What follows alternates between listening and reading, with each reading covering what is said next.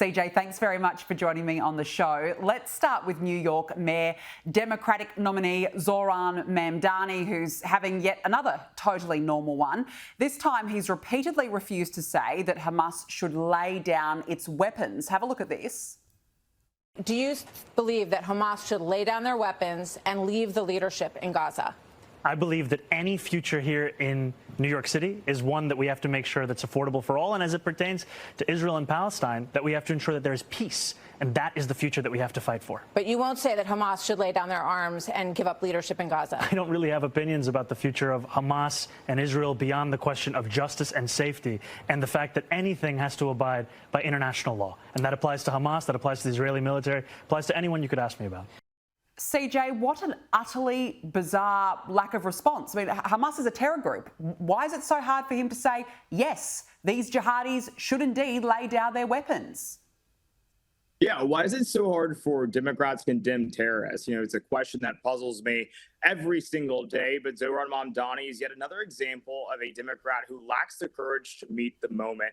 You know, here's the deal here. You know, when you look at what's happening, you know, in New York City, in the Middle East, and all of these things, it's convenient for him to, ironically enough, become an America First patriot, right? He says, let's talk about what's happening in New York City. Let's talk about what's happening in America. But where is that energy on any other issue? What we're talking about here is that this is someone who has sympathized openly with Hamas, who sympathized openly with the very terrorists who committed the acts that occurred on October 7th. And so, yeah, I'm not surprised that he lacks the moral conviction to condemn evil for what it is. But what I will say is that I think the people of New York City need to be cognizant when they make the decision on Election Day as to who will be their next mayor. Someone who cannot condemn terrorism in a city that was affected by 9/11, or someone that will lead. And I got to tell you, it's like, I don't like the remaining options. Andrew Cuomo would not be my first choice. And I think Curtis Sowell would be the best, but he has a slim, narrow path to victory. But Zohran Mamdani, he will destroy America's brightest city if he's allowed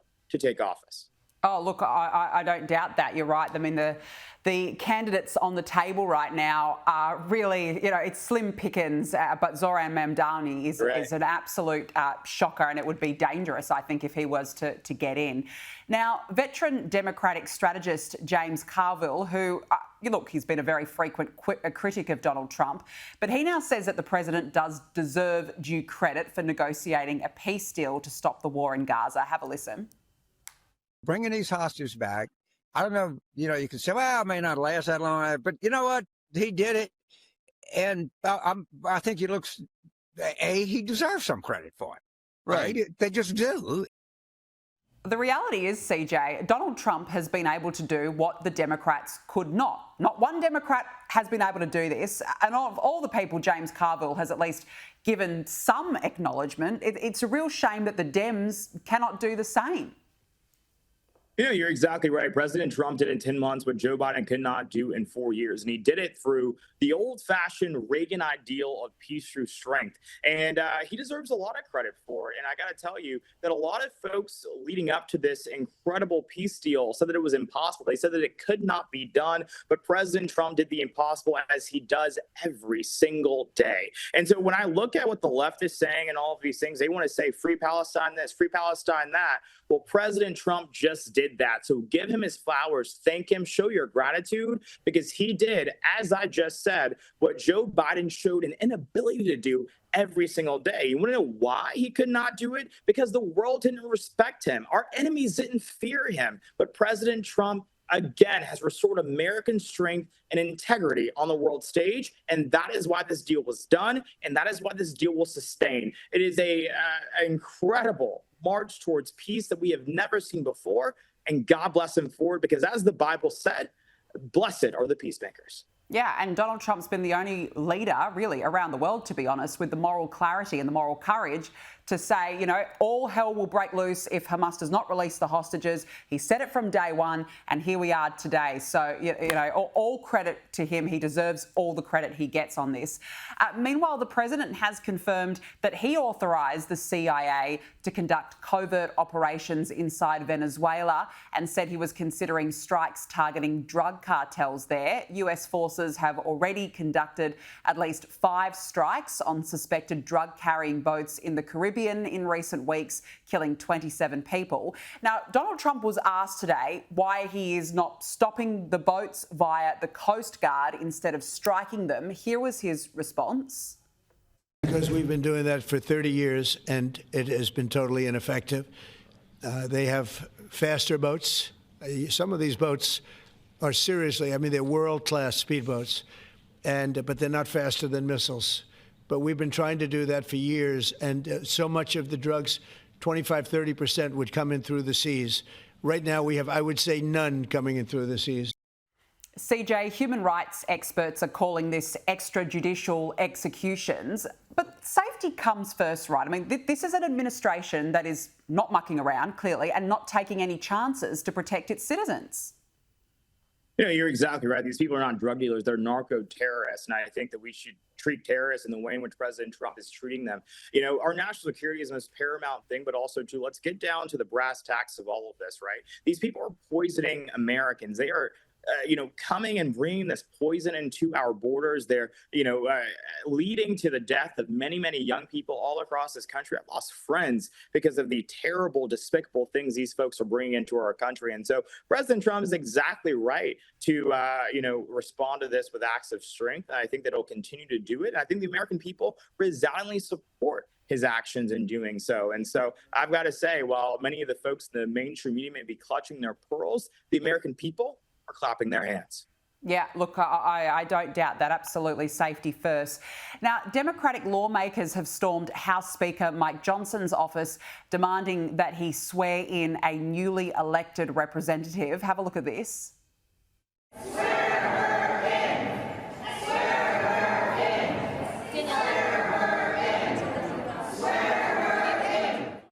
Gee, CJ, they just make such a spectacle of themselves. And I've got to say, the Democrats seem to be really revelling in this government shutdown. I mean, Mike Johnson has already said that he would swear this representative in once Congress reaches an agreement to reopen the government. But the problem is the Dems are insisting on playing these childish games. No, you're exactly right. And I think, I'm old enough to remember when storming the office of the Speaker of the House would have been called an insurrection or January 6th. But I guess when the Democrats do it, no one cares. But let's talk about this shutdown, right? This is a Schumer shutdown. If the Democrats wanted to reopen the government, they could easily do so. We need a few votes from Senate Democrats to do it. They continue to withhold those votes as a part of this partisan political stunt. Republicans have done their job. The House has done their job. The power now lies within Senate Democrats to do their job. But yet they continue not to do so. They continue to hold, the pay of our brave men and women who serve our military hostage. They continue to hold the pay of our brave men and women who are serving our country and the administration, from the Department of Defense, Department of Health and Human Services, critical resources hostage because they want to prove a political and partisan point. And soon what we will see is that, people that are living in poverty, women and children, will lose their benefits because of, again, political partisan politics. It's disgusting. But again, it reminds me of what we used to hear from Maya Angelou, right? She said, when someone shows you who they are, believe them the first time. The Democrats have shown us who they are. Political partisans who don't give a damn about this country and at every opportunity take no hesitation in exhibiting just that fact. Yeah, look, good point. And they're just wasting everyone's time in the process with these ridiculous demands as well that they've been putting out, for the government to reopen it. It's just unbelievable. Now, CJ, I found this one quite interesting. Election officials in Minnesota have confirmed that illegals can now vote in state elections, would you believe, after Tim Walz signed a driver's licenses for all law back in 2023, allowing them to obtain government-issued photo IDs for free. Have a look.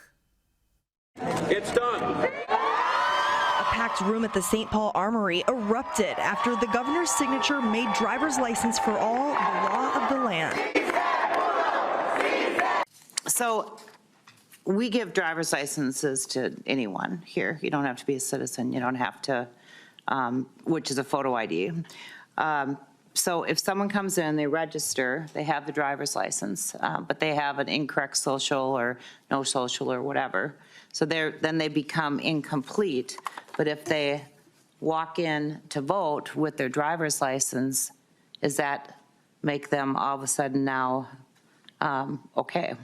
Mr. Linnell.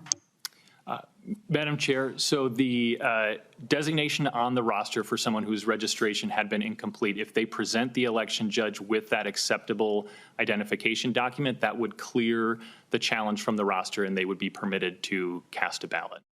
Yeah, I can't help but wonder, CJ, if this was some sort of ploy for a vote grab by the Democrats. But how is something like this allowed? It shouldn't be allowed, and it's exactly that. It's a vote grab. As many, minorities, Black Americans flee the Democrat Party in record numbers, they're having to find new votes, and they're fighting that within the populations of illegal aliens. And so they're eager to make sure that they're able to vote. But, as I said in the previous block here, I'm old enough to remember when Democrats, storming the office of a speaker would be called an insurrection. I'm also old enough to remember when Americans voted in American elections. But apparently Democrats want to move away from that because they feel as if their grip on power is slowly but surely giving away. And it's rightfully so, because the American people know the Democrats don't care about American citizens. They care about illegal aliens first. Black Americans know it. White Americans know it. We all know it. These people have shown time and again, they don't give a damn about the people that actually pay taxes here, that live here, that came here the right way. They only are consumed with continuing their grip on power via the illegal aliens that they've imported into this country. Yeah, it's such a shame. Illegal aliens first, actual Americans second. Unbelievable. But yeah, no, we're not surprised when it comes to the Democrats. Now, the US Defense Secretary Pete Hegseth has warned Moscow that the US and its allies will impose costs on Russia for its continued aggression if the war in Ukraine does not come to an end. He said, quote, "If we must take this step, the US War Department stands ready to do our part in ways that only the United States can do."